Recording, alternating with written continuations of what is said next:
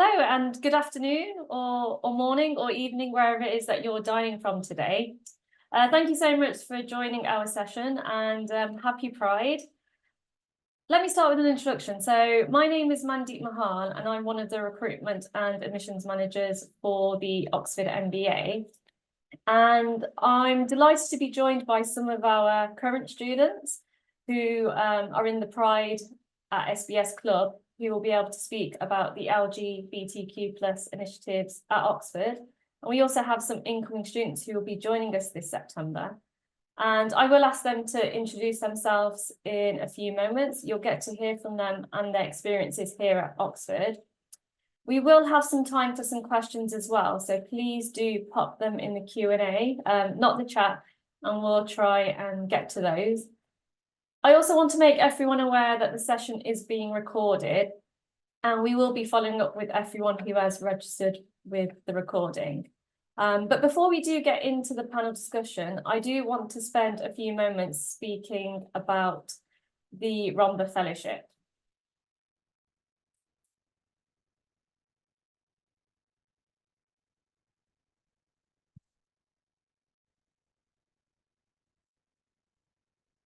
Okay, so the Rhomba Fellowship has been in place since 2021, and it's amazing to see this partnership and how it has come along, and for our scholars to be part of this community. There are 2 awards every year towards the MBA fees. It's open to everyone, and it does not matter where you are from, your gender identity or expression, race, ethnicity, sexual orientation. It is open to all. The eligibility for this scholarship and for you to put in a strong candidacy for the award, we are going to be looking at your academic background, so your bachelor's degree, your academic history. We will take into account your GMAT or your GRE. So your ability to demonstrate a strong application and a strong purpose for why you are wanting to do an MBA. So that is, of course, is still definitely vital, but also being able to demonstrate your commitment to the LGBTQ plus community and your potential leadership in this space. There is an essay question required at the point of application to apply for the scholarship, and you are required to answer 2 questions. And those questions are, how have you contributed to LGBTQ plus causes and impacted the community? But then also, how do you plan to use the Rhomba Fellowship to impact your time at Oxford? So being able to demonstrate your commitment and leadership or potential leadership in this space is key. And you'll be able to hear from some of the panel today on how they approach their application for the scholarship, their experience of applying for the scholarship, and also being a scholar and being part of the community. In order to be eligible for the Rhomba Fellowships, you do need to apply by our January deadline. Now, applications for 2025 will be opening in August, and we will be confirming our application deadlines shortly. What I can say is that we will be having 4 deadlines before January. So you must apply by our stage 4 application deadline to be considered for the Rhomba Fellowship. Also, you do need to ensure you're submitting your Rhomba essay at the point of your application. So this is actually really important. And what I mean by this is, let's say you apply for the MBA in stage 1, and then you plan to go back and apply for the scholarship and submit your scholarship essay, let's say at January, just before the deadline. I'm afraid you won't be eligible. You need to submit both your MBA application and your scholarship essay at the same time. That is really important, and I hope that is clear. Application for 2025 will be opening at the beginning of August, and please do keep an eye out for our application stage deadlines. They will be communicated shortly. We won't be getting into any details, I won't be getting into any details of the MBA programme or the application in this session. We will be having other virtual events over the next few months, and I would encourage you all to have a look at those on our website, so on the events page, and register for those. So this is a joint partnership between ROMBA, so Reaching Out, and Saïd Business School to enhance and extend the school's existing sort of LGBTQ plus network. And this does sort of bring me on to our Pride Club, and we're going to hear from some of our current students. It's been great to see over the past sort of few years the work, the engagement that the Pride SBS Club have done. I know that there remains to be a lot of work to be done, but it's great to see the progress that has been made. So we will make a start then with our panel discussion. So really excited to be joined by some current students and some incoming students.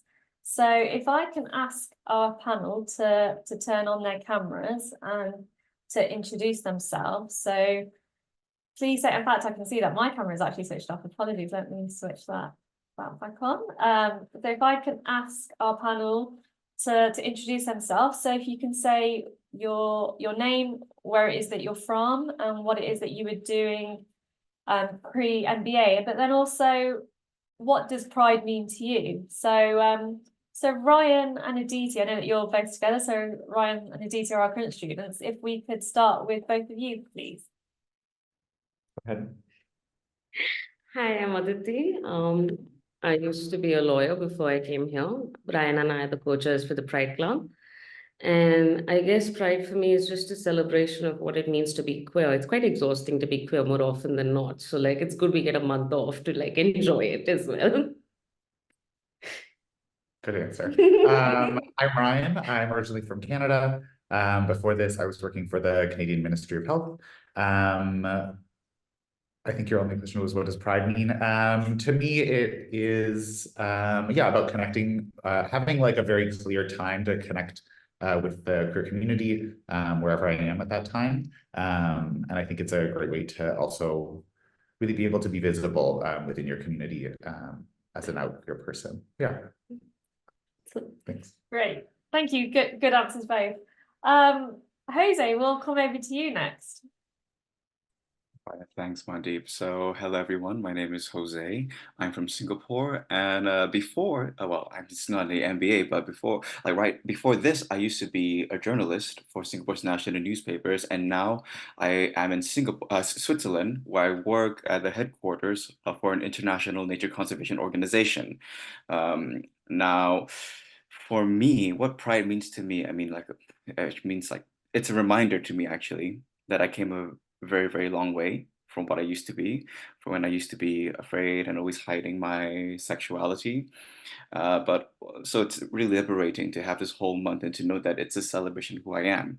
At the same time, Pride also means to me that it's a challenge to myself because I need to constantly navigate how not to be afraid still today because, because we live in a world with many different opinions, especially in an international organization. And so for me, I want to help to make the world a more accepting place. And so in order to change opinions, I also recognize that it needs to be a push and pull. So Pride is a reminder for me that it's always a discussion and it's always a journey. So not just for myself, but for everyone around me. Great, amazing. Thank you so much, Jose. And then Margarita, we'll come over to you next. Awesome. Thanks, Nancy. And everyone, I love your answers. Very beautiful answers. So hi, everyone. My name is Margarita, or Marga is my nickname. And I am also from Toronto. Well, I'm also from Canada. And Ryan, you may or may not be from Toronto too. I might have seen on your LinkedIn. So who represent? And before the MBA, I still haven't started yet. Jose and I haven't started yet. But I'm a founder and a product marketer. I've founded a few AI startups, and I'm currently working at a Series A startup. I've worked at a couple other Series A startups. And what Pride means to me, honestly, I'm just going to piggyback on what everyone else has said so far. But Pride also means just embracing my identity and celebrating it as well.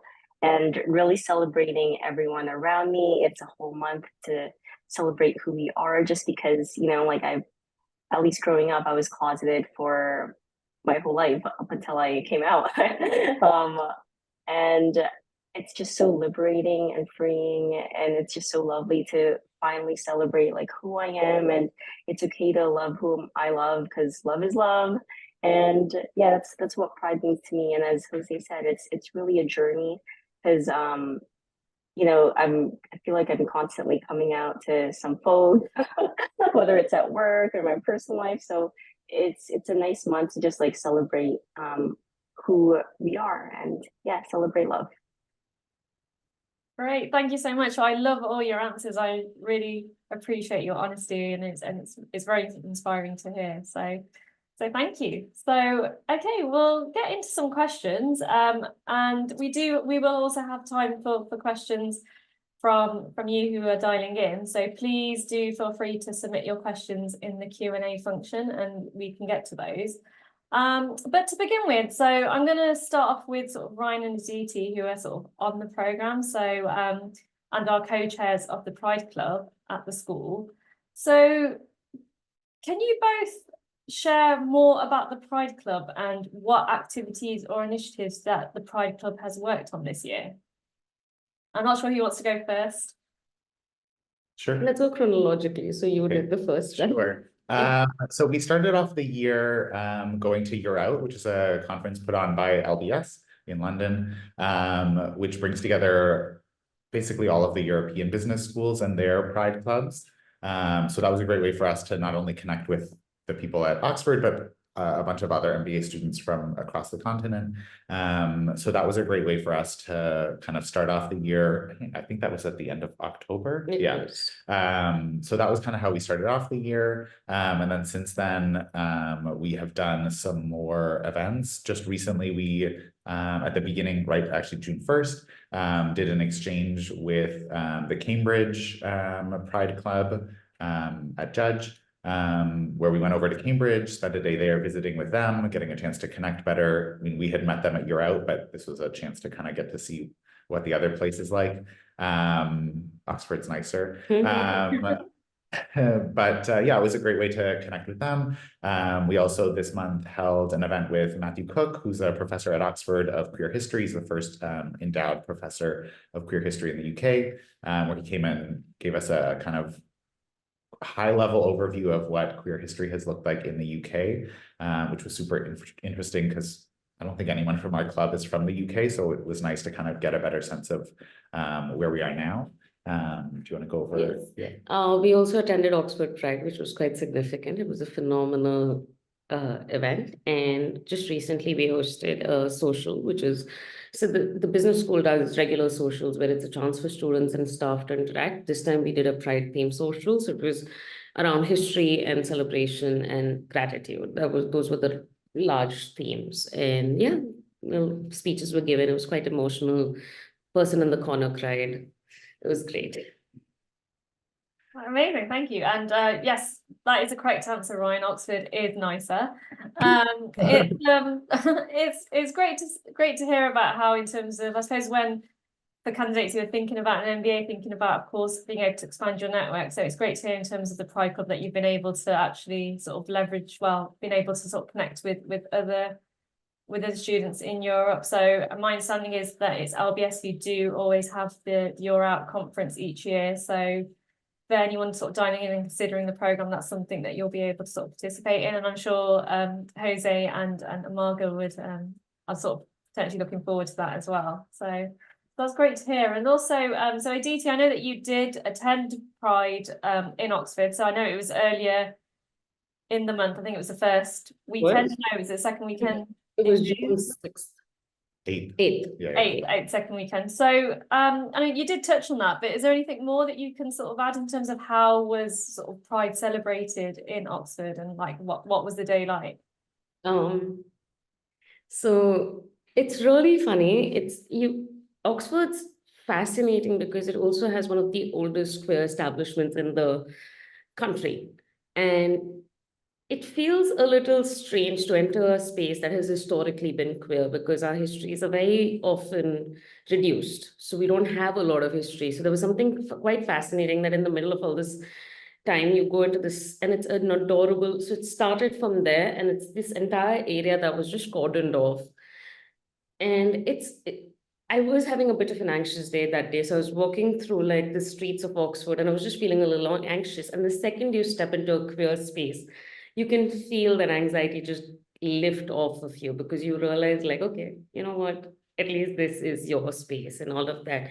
So the first thing I think that's exceptionally important was that it takes space from, it takes public space for queer people, which isn't something we usually get.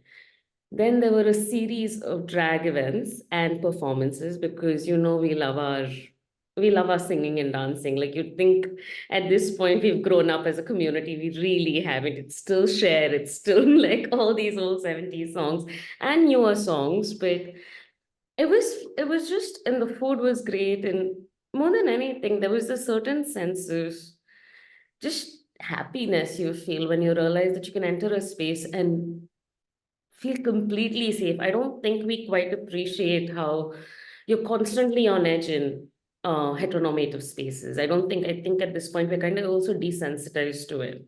I think it's only when you enter like a public space that's been cordoned off for you that you realize just how light it makes you feel to just know that you're safe and accepted. That's it. That's great. Thank you, Aditi. And that kind of leads me on to sort of like my next question, which again, I can pose that to Ryan and Aditi in terms of, so what is it like being out on the MBA and in Oxford? So I suppose if we think about in terms of Oxford and like the history that it has, and so actually two questions. So what is it like being out on the MBA and in Oxford? And then what advice would you give to someone who wants to speak about coming out in their MBA application? I can go first. I found Oxford and SBS more specifically to be a super accepting place. There's been a few people who reached out to me on LinkedIn to kind of basically ask this question, and it's been very easy to say, like, I haven't run into any issues. It's been very friendly and accepting. Yeah, so I think it's a very nice place. Actually, when we were talking to the professor of queer history, he talked about how quickly I think the culture in Oxford has made a change from being kind of a stuffy old conservative town to like a very accepting place now, where I mean I think the queer community here is quite well integrated into the school in general, both at SBS and the university overall. So I found it to be a super accepting place. Yeah. To go back to this, one of my first and one of my favorite interactions in Oxford was Jolly Farmers did freshers. It was essentially a time for like for kids to just come to Jolly Farmers and realize that this space exists. And it was me and a bunch of other old people who were like, and all of us come from countries where it was either criminalized. I mean, India decriminalized quite recently, but when I was that age, it wasn't. So we would find hidden spaces and all of that. There was something quite nice about going to a public space where these kids actually get to like interact with each other. It was, and that's what I mean. Like I'm guessing people come from all over the globe, which means that you all have all had very different experiences around being queer. But the fascinating thing about it is, regardless of what you've gone through, there's a kinship that connects you across the place. And that there is a sense of freedom when you come because you have people from all over. And it's just really nice to be out in Oxford. I'm not going to sit and pretend like it's not a stuffy place. There are stuffy elements to it. But there is also a genuine, you know that there are things changing. And even if, you know, the stuffy places exist, but there are also a lot of spaces for joy. So I'm going to, yeah. I think the other thing actually to mention, we're both in post-grad only colleges, Yes. which I think have maybe proportionally larger or more out queer communities, which has also been very nice to have like another place within the university to make kind of those connections and get to know more queer people. Okay, thank you. And we'll discuss a bit more about sort of like the wider sort of Oxford community, but if I can bring in Jose and Marga actually, because you're sort of, in terms of like your application, you've sort of recently completed your application. You're going to be joining us in September, and we're getting excited to welcome you. But in terms of how did you sort of approach your application, and in terms of, is there any advice that you were given or that you thought of when about sort of speaking about coming out, about being out in your application? And I suppose this might sort of slightly link to your ROMBA applications as well, which we'll get onto in a moment. So I'm not sure who wants to go first, maybe Margaret or Jose? I'm happy to go first. Thanks for saying. Yeah, that's a great question, Najib, and I'm so glad you asked. I think in terms of prepping for my application, I'll be honest, I did not know about the ROMBA fellowship until I started my Oxford application.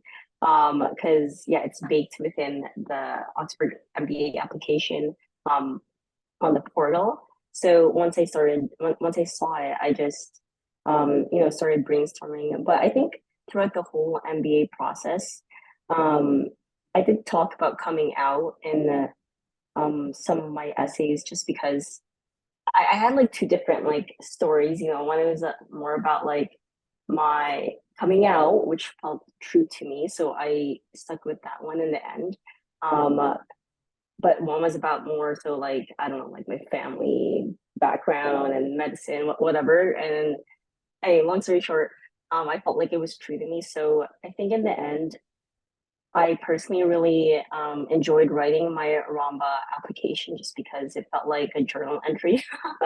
So I think just reflecting and taking the time to, just like walk and think and then actually write. I think for me, the problem I faced was like I spent a lot of time like thinking and talking to people and listening to podcasts with like not about the ROMBA fellowship specifically, but just like about like MBA essay writing.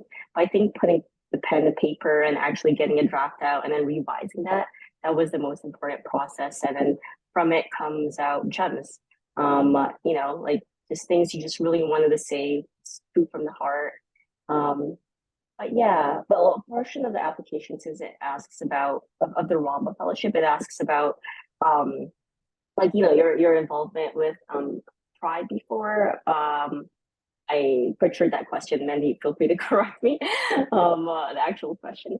But yeah, I just like looked at like, my previous like LinkedIn, like what I did in the past, because I have to, remember what I did.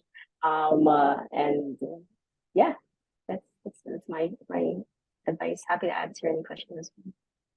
Great, thank you, Margaret. And then Jose, I'm not sure if there's anything that you'd like to add. Well, I think that Marga actually said it really nicely. I mean, from one thing that actually came through a lot from what she said, and which also rings very true for me, is that you want to be authentic in your application. What is most important when you write your essays and when you do applications is that the people reading them, they want to see who the real you actually is, and that what makes you special. And for me, it was very easy to talk about my LGBT identity. It was like, for me, it was kind of like a no-brainer because this is such a key part of who I am. It's and I don't want to hide this part of myself. And so it's been a journey for me that has really really impacted me as I am today. And so by being really myself and by talking about the parts of my identity that were really important to me, which includes my LGBT identity, it was very easy for me to see that I had to write about it in my application. So I hope that answers the question. Great, thank you so much. And yes, that's one of the tips that I do give to applicants when sort of starting to work on their application is just be authentic. We are just looking for real people, and we can tell when that authenticity is not coming through. And I think also, I know Margaret said in terms of telling your story, that's also really important. Do look at the MBA application to see how it is that you can tell us your story. So yes, thank you. Some great advice there. So if I come back to Ryan and Aditi, so I think it's really important to note when you're applying to do your MBA at Saïd Business School that it's not just the business school that you're applying to, it is the University of Oxford. And I would say that you do get the best of both worlds, because in terms of business school, we are a young business school. And in fact, if anyone's sort of been to the business school, you'll see that the building itself is very new, very modern, but then really embedded in that world-class university that has 800 years old of history. And And as an MBA student, you will become a member of a college, and there is that wider network that you do have. So Ryan and Aditi, if you can tell us a bit more about how you've engaged with the LGBTQ plus community sort of within the wider university at Oxford. Sure. Well, I think I touched on a bit at the early in an earlier answer. I think the colleges are a big part of life at Oxford, and so that is really an important place or a good place to make connections with the larger university and specifically with the queer community. My college has quite a big queer kind of community, and so it was pretty easy to meet people. They were doing kind of like meet and greet things right at the beginning of the year, and so you had a chance really quickly to meet people and then kind of stay in touch over the course of the year. So that was very easy. The larger university also has a large LGBTQ plus club that hosts events throughout the year. I mean, they have usually about a dozen events a week of some kind. And so being on that mailing list and just kind of keeping track of like what's going on, what are the things this week that I'm interested in, has been, again, an easy way to kind of connect. Those events, I will say, are typically more undergrad focused and attended. So it's just like acknowledging and knowing that you're going to be in a room full of like 19-year-olds, which is just a little bit different. But yeah, I mean, if there's something interesting, it's open usually to everyone. So that's yeah, that's another place to meet people. For me personally, I think people don't quite understand just how big Oxford is.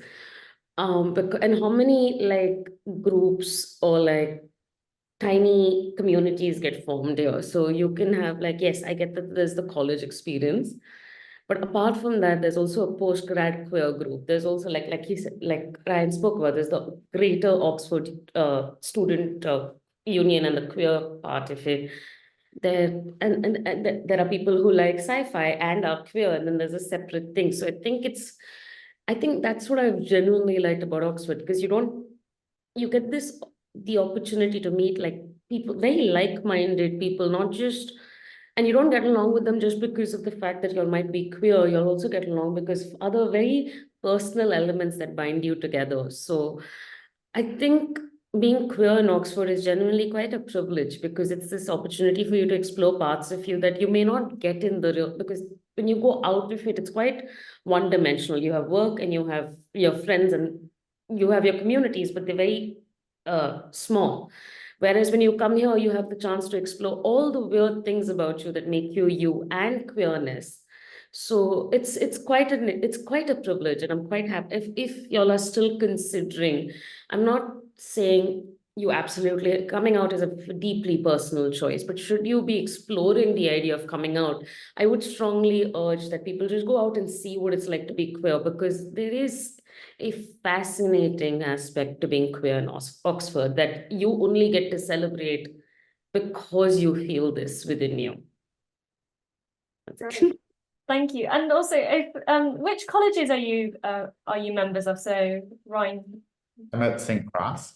St. Cross. You're both at St. Cross. No, I'm at Kellogg, which is a newer college, which is why when you said like you get the old thing in the college, I'm like, no. Well, I'm sure you've had the opportunity though, Aditi, to visit other colleges and Yes, but like I meant like in the college, like it's amazing in college. It's like your family away from your education, but it's a new thing. So it's not that I get the old school aspect, but yes, I get to visit other colleges and I get to see those aspects for sure.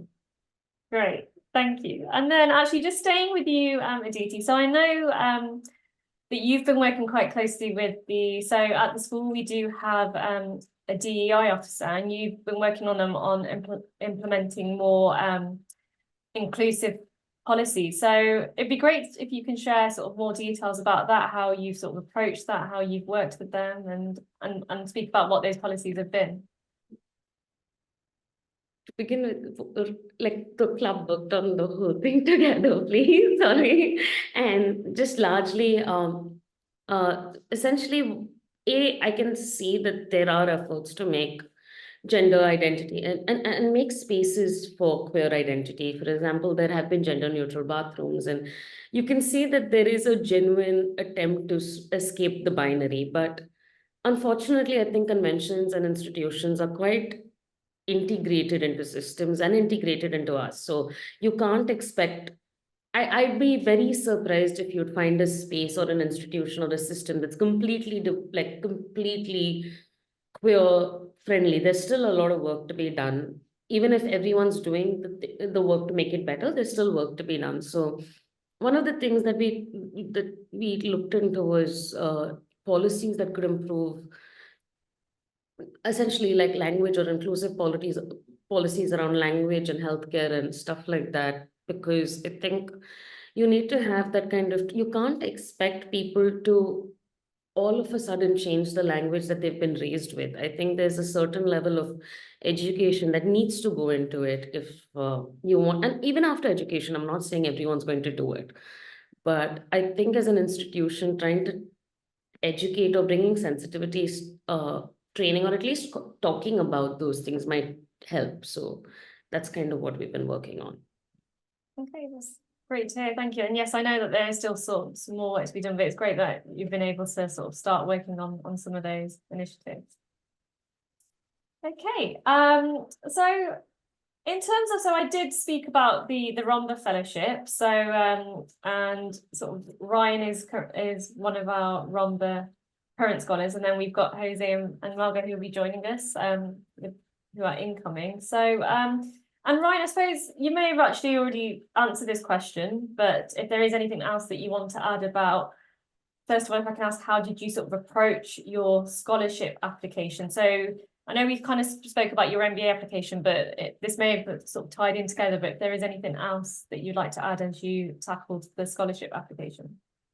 I think Jose and Margarita have really covered it. I tried to be quite authentic and like open in my application and really just tell my own story. And I think, well, I hope that came through.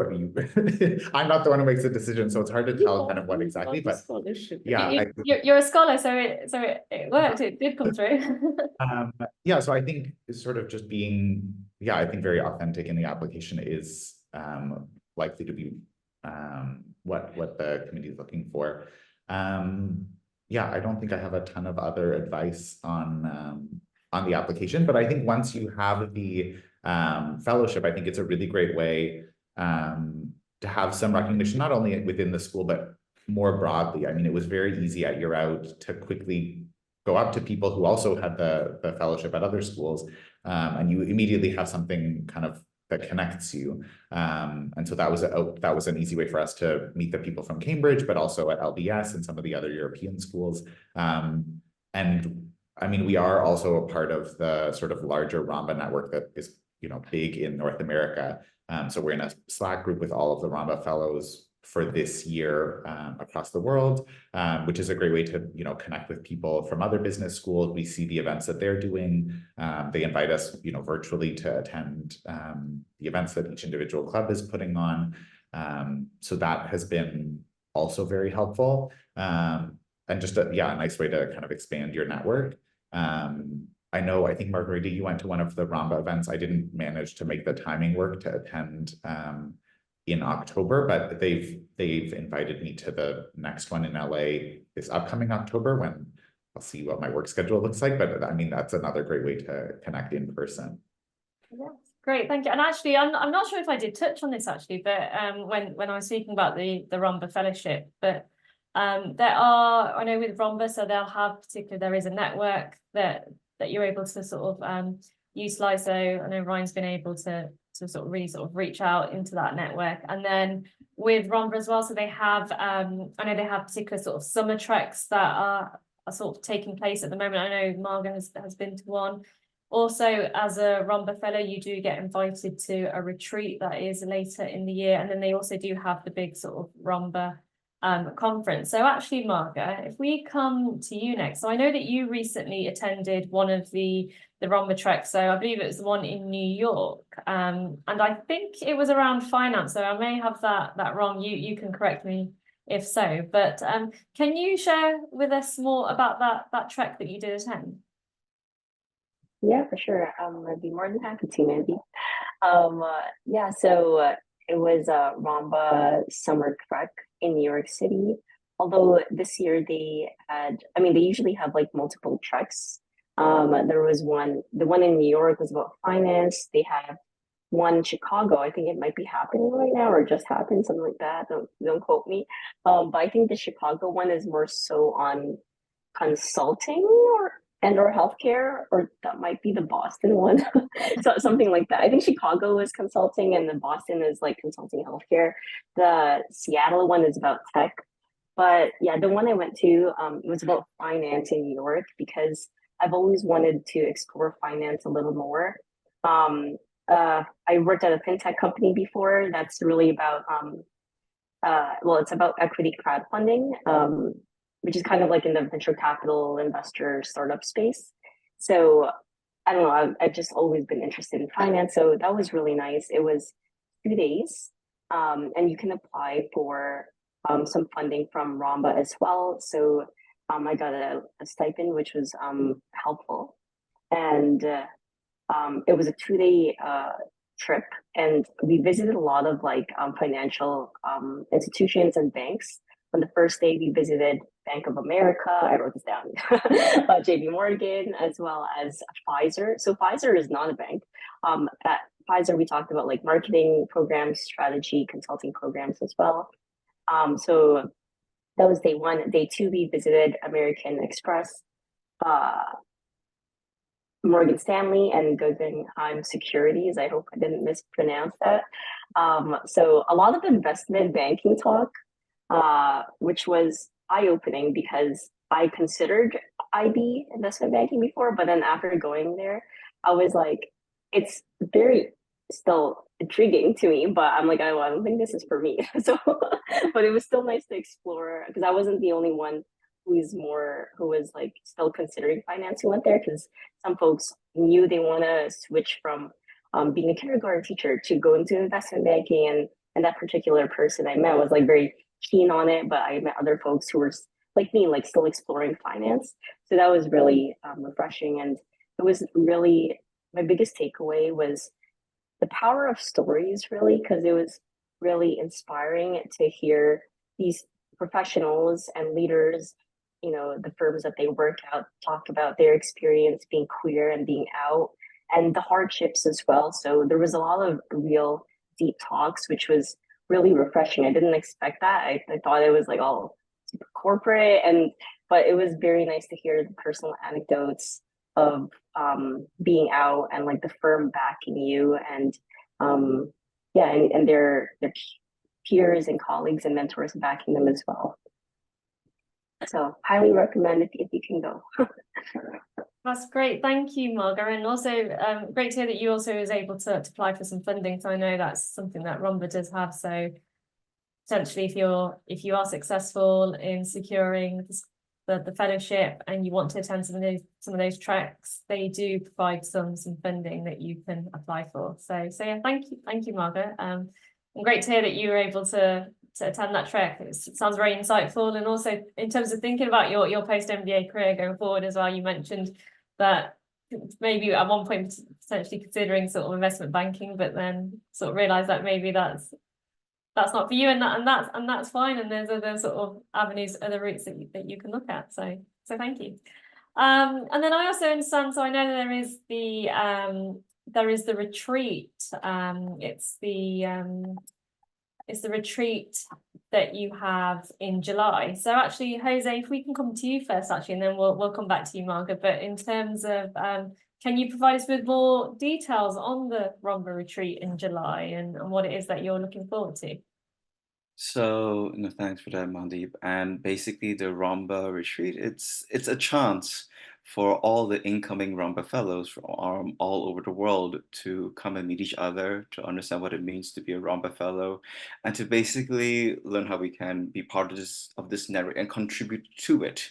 I'm personally very excited by it because I feel like I really want to meet this group of people who are of LGBT leaders, to see how I can be inspired by them, how we can lean on each other, how we can support each other and grow with each other.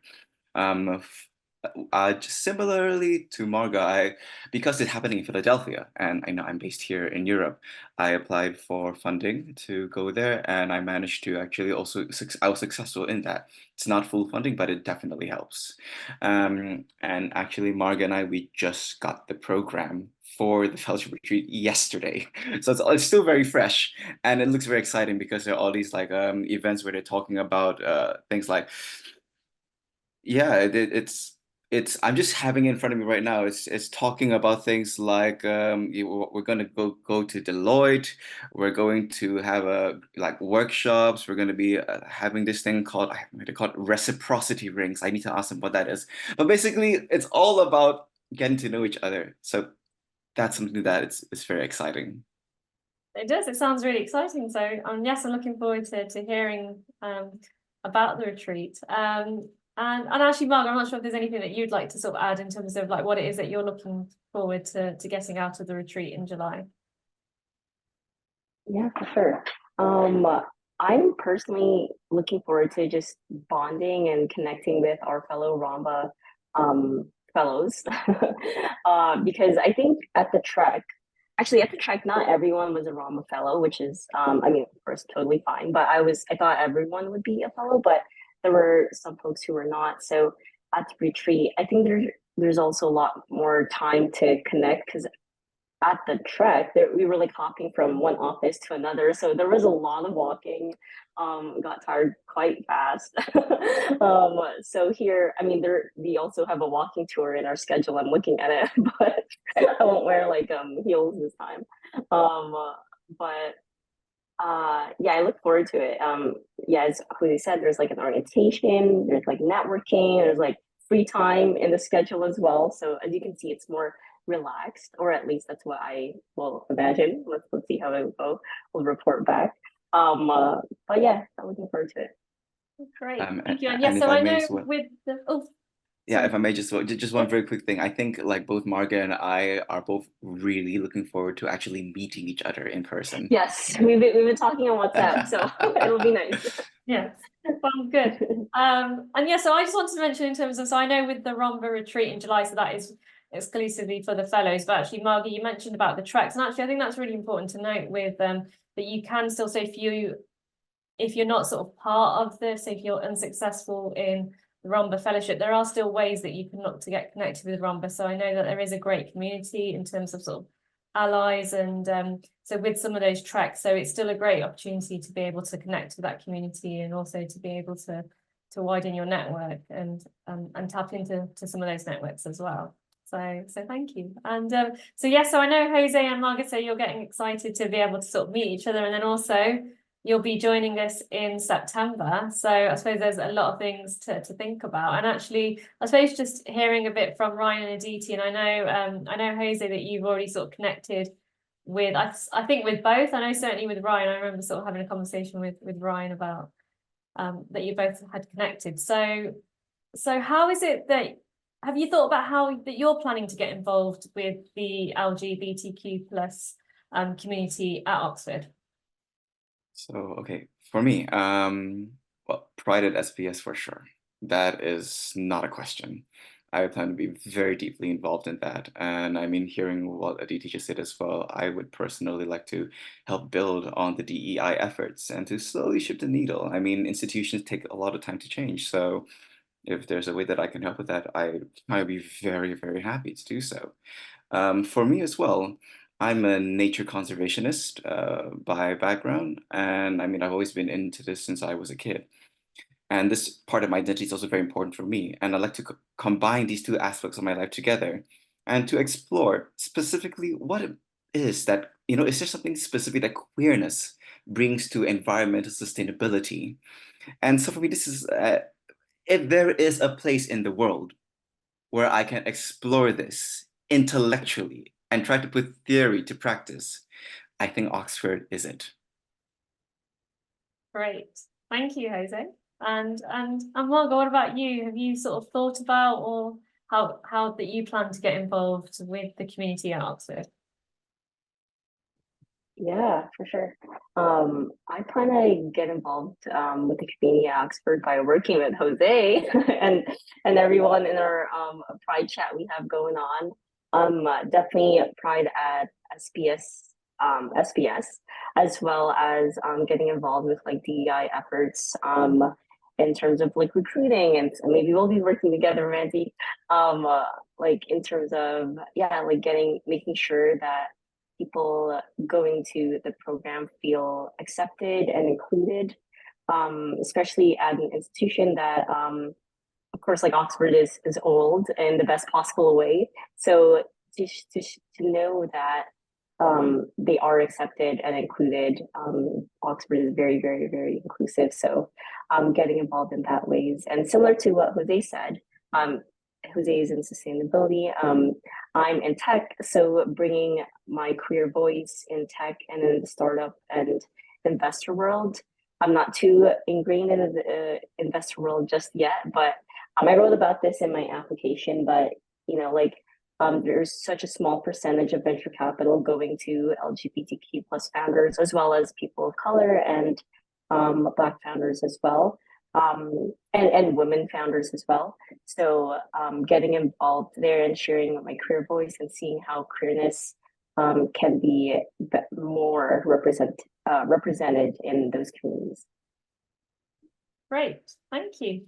So I can see that we've got some questions coming through, so we do have some time for some questions. So please do, any questions that you do have for our panel, please do use the Q&A to submit those. So I can see, in fact, we've got a really great question here, actually. So someone is asking, is bisexuality fully welcomed in queer spaces within the Oxford MBA? So I worry about my straight passing relationship making queer safe spaces feel less space for others and negatively impacting my ability to have a positive impact. So I suppose Ryan and Aditi, actually, I'm not sure if you're able to answer this question. I'd like to take that one. Yeah, thank you. Let me be very honest. I unfortunately, I wish I was better at like not being honest and giving you a fair picture, but I think it might help. Let's be very honest, bisexuality is not very accepted in queer spaces as much as we'd like. There's a constant battle for me to prove that I am queer enough for spaces, especially because I may not dress or look a certain type. That said, I do think that it is, I know for a fact that my bisexuality is my own to embrace and my own to talk about. And it does get quite disheartening, especially when you think your queer folks would get you when they make jokes on your identity or whatever. It is quite disheartening because it took you a while to even come to terms with your own bisexuality. Nothing about that marginalizes the struggle that it took and accepting that within yourself.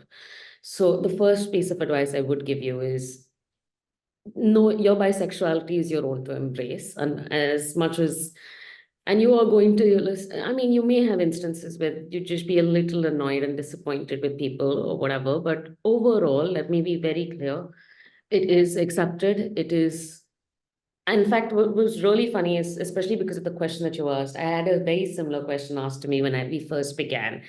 And I remember telling my friend, telling her that I don't care if you are bisexual, which means you will be attracted to men, you will be attracted to women, you might be attracted to people across the binary. And you may just simply identify as bisexual because that's the term that feels right for you. But that just because you're currently dating a man, that doesn't change who you are.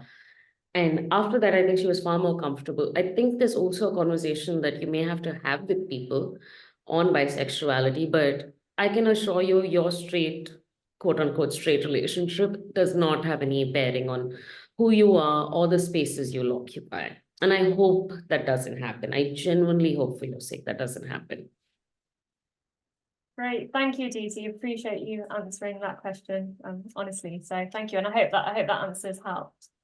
I can see that we have another question about, I suppose this is sort of more around the application, but how did you demonstrate sort of leadership experience within the community in your application? So I'm not sure actually in terms of, so if I just read that question out loud. So how did you demonstrate leadership experience within the, in fact, sorry, I think there's like a think it might be something on my end, community in your application. So I think it's actually referring to the LGBTQ plus community in your application. So so actually well, first actually we can come to you, Ryan and Aditi. I know that we did sort of speak about this sort of earlier in the session, but if there's sort of anything more to sort of add on that, I'm not sure, maybe the person who's actually asked this question wasn't able to catch that part of the session. Sure. I think for me, and I'm guessing this is more about the ROMB application than the like general Oxford application. I think for me, I mean, I've done quite a bit of work within my job around EDI in the government's policies and advancing not only for queer people, but for marginalized people more generally, but with a focus on queer people within the Ministry of Health. And so I was able to pull directly from that. I also talked about the work that I had done. I had founded a Pride club in my undergrad. And so I talked about that as well. You're asking me to remember things from like 19 months ago. So that's what I remember for now. Yeah, I think it was really talking about sort of the things that I had done in my sort of professional educational career that had to do with leadership within the queer community. Yeah, great. Thank you, Ryan. And then actually we can come over to Jose and Margaret. Actually, maybe Jose, so I know Jose, you sort of, from what I can remember, I believe it was around sort of September, October time, I think it was, that you submitted your application. You can correct me if I have that wrong. So with that not being sort of as far back as just Ryan just mentioned, is there anything that you can sort of add in terms of like how it was that you were able to demonstrate your leadership sort of experience in that space in your ROMBA application? So I guess I hope this answer doesn't sound very I hope it doesn't sound like I'm trying to be too obvious, but it's like the first thing is really just read the question, read the question of the scholarship application, see exactly what they're asking and see how you can fit in your leadership experience in a nice narrative way. I mean, for me, I was able to talk about the work that I had done because I helped to lead an employee resource group in my organization.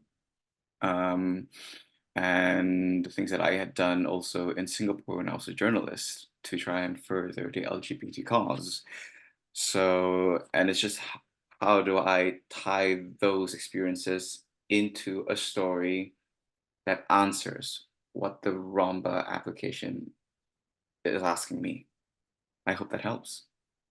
Thank you. Yes, and I think it's more sort of thinking about in terms of, so for you to think about how it is that how you have contributed, to sort of some LGBTQ plus causes and how you've impacted that community. But then also another part of the ROMBA sort of fellowship application is how do you plan to use your time? So I'd encourage everyone to dialing in today, if you are thinking about submitting an application for the scholarship, is really sort of think about sort of tangible things that you're able to speak about in your application, what it is that you have done, how it is that you have made an impact, and also how it is that you're planning to make an impact. I think that's really important to think about in your application. So we still have around sort of 5 minutes. There's some time for some more questions. So I can see there is a question which actually, I'm not sure we can see if anyone sort of in the panel is able to answer this, but in terms of how do you help people struggling to come out because of their background? So actually, so yes, I suppose within, again, I suppose thinking about Oxford in terms of the culture, the environment, so whether sort of Aditi and Ryan have got any sort of experiences in terms of like any sort of, I suppose, like advice, like what advice would you give, or how do you help people who are potentially struggling to come out because of their background? Sure. I think for me, at least, it's really about making sure people understand that, I mean, there's not much I can do about your family or where you come from, but what I can do is set up a space where you're either in the business school or at Oxford where you feel comfortable. And I think that's really what, at least for me, and I think Aditi as well, we've tried to do with the club. And I think a part of that is letting people be quite honest with you to say, I mean, I know people from a variety of countries who've messaged us and said, you know, even though I am queer, because of where I'm from or where I'm planning to afterwards, I can't be out while I'm at Oxford. So I'm going to be part of the club, but I'm going to present myself as an ally.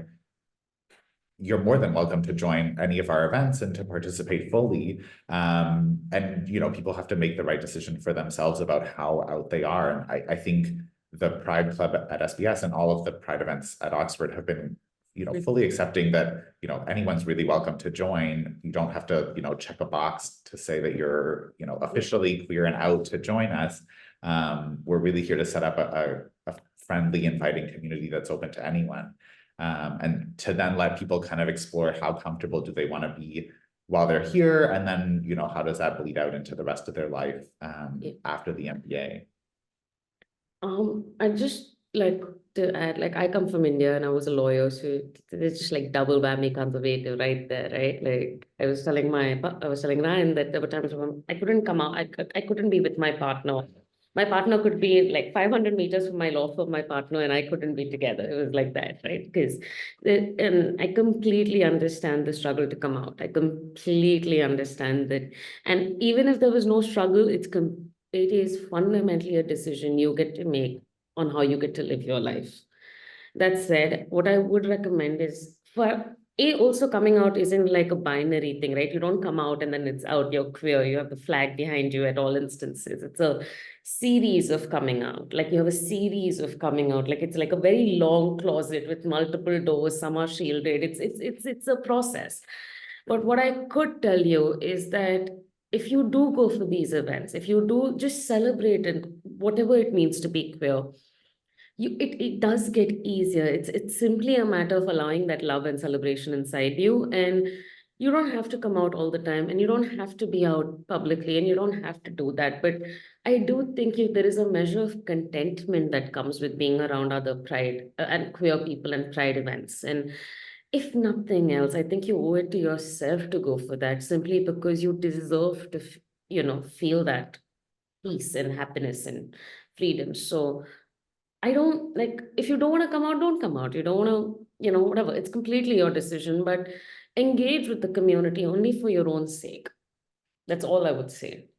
Great, thank you. And I think, yes, that's really sort of important to note in terms of sort of like the space at Oxford sort of being sort of there and comfortable and for you to, if you do feel comfortable to come out. And I think also what's important, something to mention as well in terms of when it comes to your, well, I mean, of course, your MBA application is treated with confidentiality, and also so is your ROMBA application as well. So, and as Ryan mentioned, I know that we have had people, students who have been involved sort of in the club, but maybe sort of as allies. So yes, thank you, Ryan, and Aditi for that answer. Jose and Margaret, in fact, I understand, Jose, I know that you do need to leave us. So if you do need to leave, that's absolutely fine. Thank you so much for joining us today. And it's been great to hear some of your insights, and we're looking forward to welcoming you in September. So but if you are able to if there's any sort of comments that you want to make on that, or Margaret, just before we sort of close out. Are you sure? Okay. Oh, okay. Maybe I'll do it because I do need to jump off actually. Yeah, so please. the thing there is that, like, yeah, I mean, just the one thing is in this application, just really just be yourself, be authentic, tell your story, because I think that one mistake that a lot of people make is that they try to say what they think. Honestly, like they want there's this form of leadership that Oxford wants to hear from the application. No, because that authenticity doesn't shine through. Really tell your story, because that's really what is the most powerful thing of all. And for anyone who wants to get in touch with me, I'm just going to place my my LinkedIn into the chat, and just feel free to reach out. And with that, I will have to jump off. So thank you so much, everybody. It's been really lovely to see you and chat with you, and see you in a few months. Great, amazing. Thank you so much. Bye. Okay, and we'll come over to you next, Margaret, just before we finish. If there's anything, well, actually, if there is anything that you'd like to add. Yeah, for sure. Maybe one small thing, following up on what Aditi and Ryan said regarding like coming out at Oxford. I mean, of course, I'm not there yet, but coming out in general, I think it truly is a journey. And, if you want to explore your identity and sexuality, being who you are, that's cool. Or if you don't, like it is a journey. Like no one's forcing you to come out or so like, yeah, I think in general, that having that space, as Ryan said, I think that's important. And I think I very much look forward to that, because it's not just about being in an inclusive space, but it's having that the opportunity to connect with others and to meet other queer folks. Because I don't know about y'all, but I'm usually like the token gay friend, or like the token, because I've worked in startups, I'm usually the token gay employee. So I'm already very excited to be in our Pride WhatsApp chat, and I look forward to meeting everyone in person. I have volunteered at a nonprofit that advocates for LGBTQ plus, that aims to reduce homophobic language, to create these inclusive spaces at schools and in the workplace for, of course, LGBTQ folks. But so I do have my my gay communities, my queer communities, but being in school for like the whole year with Pride SBS, I very much look forward to it. I think it's a privilege, and yeah. Aditi, Ryan, I'll probably reach out in the coming months to connect and pick your brains on the club. And yeah, thank you, everyone. Thank you. Great. Thank you so much, Marga. So we are coming to an end now, so we have gone sort of slightly over our time. So a big thank you to our panel. So a big thank you to Marga, Jose, and Ryan and Aditi. And in fact, before we do close out, if there's any sort of final words from you all, if there's anything that you'd like to leave the audience with. Good luck with your applications. Happy Pride. Yeah, it's a great school. So good luck. What Ryan said. Great. Well, thank you so much. I really appreciate your time today, and also really appreciated your honesty and your answers. I feel like it was very inspiring. So for everyone who's dialed in, I'm sure that's given you a lot to think about. And best of luck as you start sort of thinking about your MBA application and your ROMBA fellowship application as well. So thank you everyone for joining us, and yes, wishing you all a happy Pride, and we will be sort of sending out the recording as well, so you'll have that, so you'll be able to sort of watch back and refer to. In fact, when it comes to thinking about your application, there's some great content here for you to think about. So thank you everyone, and yes, all the best.